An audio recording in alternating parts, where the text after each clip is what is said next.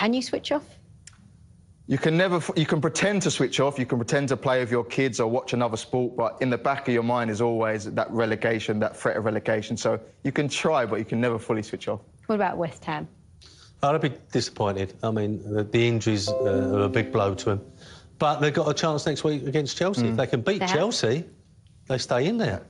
Do you think they can beat Chelsea? Well, we'll have to wait and see. We'll have to wait and see, of We'll course. have to wait and see. Who knows in this Premier League anymore? So, if we're saying Newcastle pretty much safe, West Ham, will they finish in the top 4? I want a yes or no. No. No. No? No. OK. I think Liverpool and Chelsea are just that much stronger. Yeah. We'll have to wait and well. see. Well, just to update... You're making a habit of this, coming off the bench and scoring important goals. I mean, I'm happy to help the team, you know, again. I mean, I thought the boys played well, and we sat a bit deep in the second half, and I thought they came on to us, so I was happy to come on and score the winner. I think it was your second touch. You'd had one before, but is that your best second touch, best involvement coming off the bench? I mean, the first touch was a bit rusty. Sitting on the bench for 70 minutes can get rusty, but I was happy. I was working on my heading, so I was happy it paid off today. Yeah, second touch definitely wasn't rusty. And it has been a change in formation over the last 3 games. Is that the big difference to this sort of upturn in form? I mean, you can see the way they were playing, you know. We're getting involved in the game way more than we was before, you know. We're controlling games more, we're having more opportunities, and I think that today we showed what we can do, you know. I think if we continue to do this, we'll be safe for sure. You've not been at the club that long, but what else has changed to bring what seems to be a real collective effort to the squad right now? I mean, everyone's buying into what the manager wants to do, you know. Everyone's trying to play their part and everyone's pushing each other, whether you're on the bench, whether you're not in the squad or whether you're on the pitch, you know, you have to push each other, and that's what we're trying to do. I feel like collectively we've grown. Through the hard times, we decided that we have to stick together, you know, and that's what we're trying to do now. A massive 3 points yet again.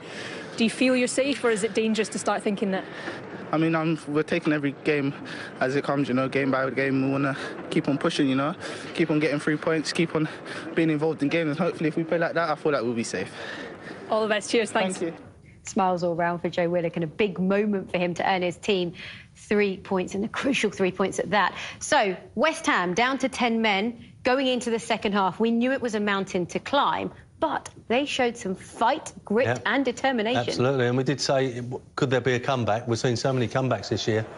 And you can see here, Bowen picking the ball up. There's no pressure on him, so he whips in a really good cross. And Diop gets the header in. Perhaps the keeper can do a little bit better. But look at the centre-halves, Newcastle. In the end, it just leaves one of them with two players, look, to mark. And Bowen's got a lot of time to pick the cross out. It's a really good cross, but there's no pressure on the ball. The centre-halves are split, the 3 centre-halves are split, free header, and they're back in the game, West Ham.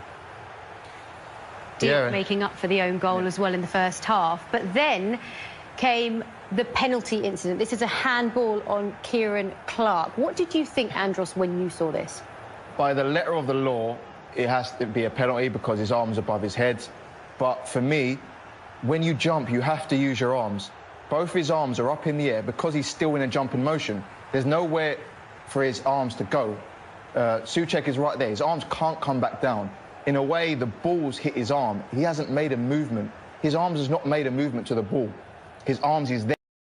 Both his arms are up in the air because he's still in a jumping motion. There's nowhere for his arms to go.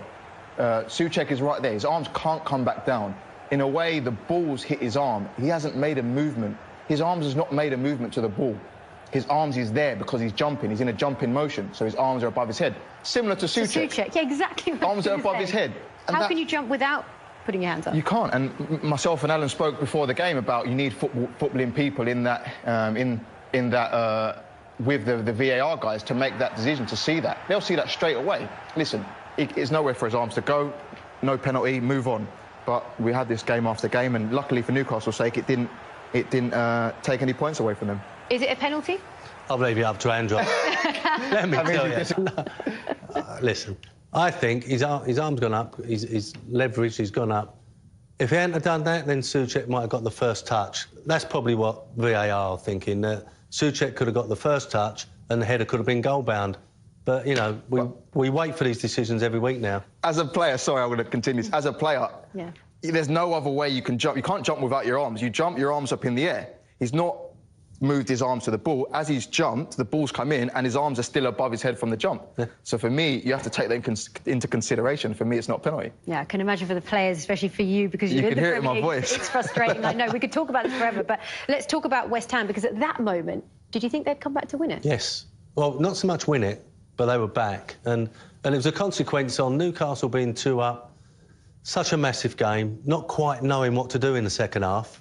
And like the first, they sat back and invited pressure and paid the price. Whenever they counter-attacked, when it was 2-0, it fizzled out and nothing really happened. And they gave West Ham the advantage. And at 2-0, I thought at least West Ham will be good for a draw. Yeah, listening to the commentary, Jim Beglin actually said that West Ham will be proud of that performance and at least they can walk away knowing they gave that fight. Do you think they'll reflect on it in that way?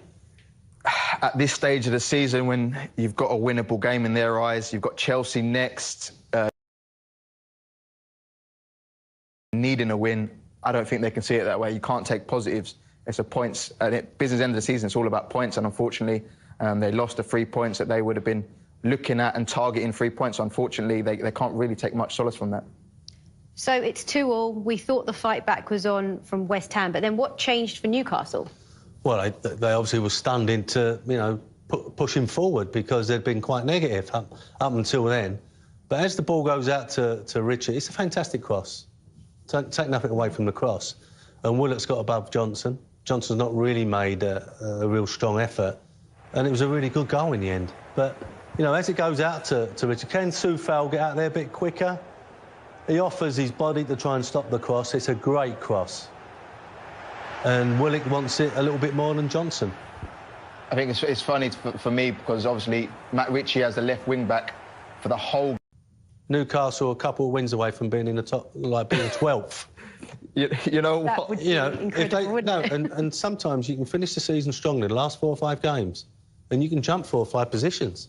So that's what Newcastle will be looking at now. I'm here celebrating Newcastle's winner, and they're only 3 points behind us. I've got to be worried now.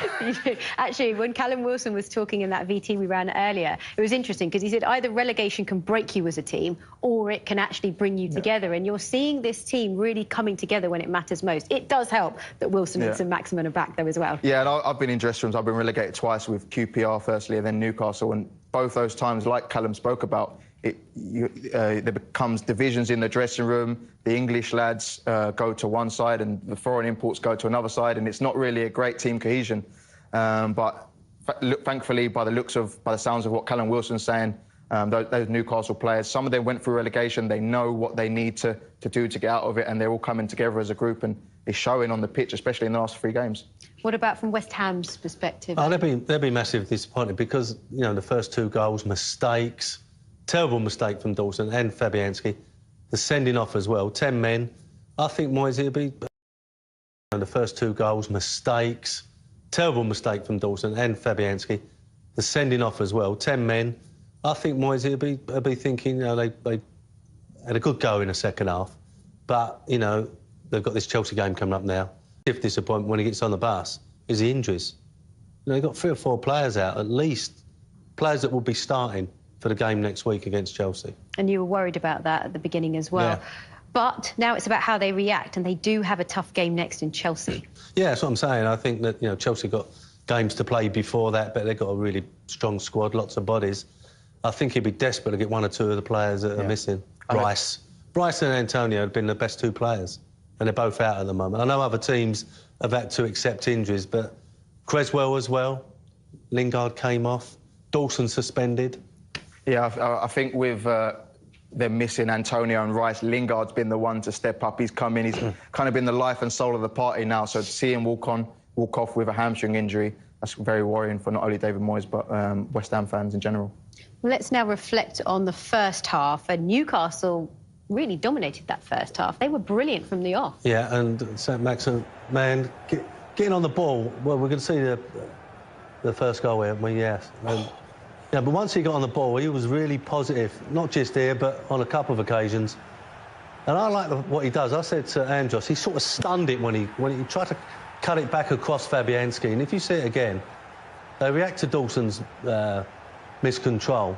He takes Mark Noble on. I don't think Nobles can do anything else. If he challenges and misses it, he's through. So, you know, he has a go to try and win it. The first goal, yes. Yeah, but once he got on the ball, he was really positive, not just here, but on a couple of occasions. And I like what he does. I said to Andros, he sort of stunned it when he tried to cut it back across Fabianski. And if you see it again, they react to Dawson's miscontrol. He takes Mark Noble on. I don't think Nobles can do anything else. If he challenges and misses it, he's through. So, you know, he has a go to try and win it. We were saying his only chance of winning that ball was immediately, because he's going to get done for pace, so he had to win it immediately. He didn't. He still defends him well, sends him wide, but like Alan said, it was an unusual but very effective finish from St Maximin. I think it's going straight in. Yeah. I think Fabianski can't get there. That could be a straight red, to be fair. Yeah, it's unfortunate. He's, like I said before at half-time, it was an honest mistake, and he's tried to make up for the bad touch, and unfortunately it hasn't gone right for him on this occasion. And then, Alan, 5 minutes later. Yeah, I mean, when keepers make this mistake, there's nowhere to go, is there? And it falls fantastic for Joel Linton. Look at this, yard out, just took it in, and devastating for Fabianski. And he'll be devastated in that dressing room. He'll be apologising to all the boys, but he's had a good season, and he's got no need to feel disappointed or to feel like he's let the boys down, because unfortunately, when you're a goalkeeper, it's just one of those things, and today didn't go his way, but I'm sure he'll bounce back from that for sure. What about from Joe Linton's point of view? Because any goal is something, and, you know, he has struggled this season, and the Newcastle fans have been on him a bit, but he scored his 3rd goal of the season. Yeah, I'd love to take one of those. Like I said at half-time, it's like, at the time, it's a tap-in. Next week, it's just 3 goals of the season. In a few weeks' time, he will tell his friends that it was a goal of the season contender, because you just forget about it in a few weeks, don't you? It's another goal to the tally, and I'm sure that'll do him the world of good. He had a very good game in general, so hopefully now for the last 6 or 7 games he can really kick on. And we've spoken a lot about David Moyes, but what about Steve Bruce? How's he feeling? He went through the ringer. Absolutely. I mean, leading 2-0, and Andros said, no, you're in the dressing room leading 2-0 against 10 men.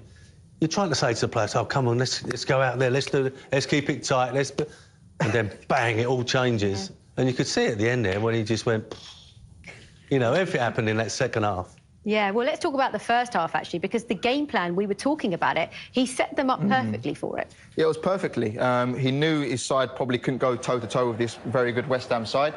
Set them up in 2 banks. You can see there how deep they are. It's only really Joe Linton and St Maximin ahead of the ball. Almiron's pressing high as well, but the rest of them are in their shape. And 9 times out of 10, Newcastle's attacks came from West Ham turning the ball over, forced from the press from Newcastle, and that was one of them. And they did that time and time again in the first half. Yeah, I like the way they showed them inside. They was very, very tight as a back 3, back 5, showing West Ham inside, and there was nowhere to go. You can see they're trying to thread a ball through to Bowen. It was very, very difficult. And once they won the ball back, they did have the pace to counter-attack.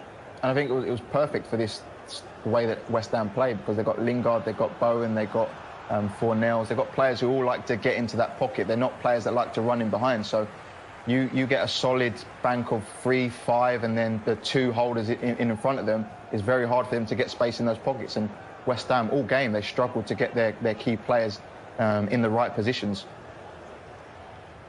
And to be fair, they broke so well, and perhaps the end product wasn't good enough, but they did look dangerous.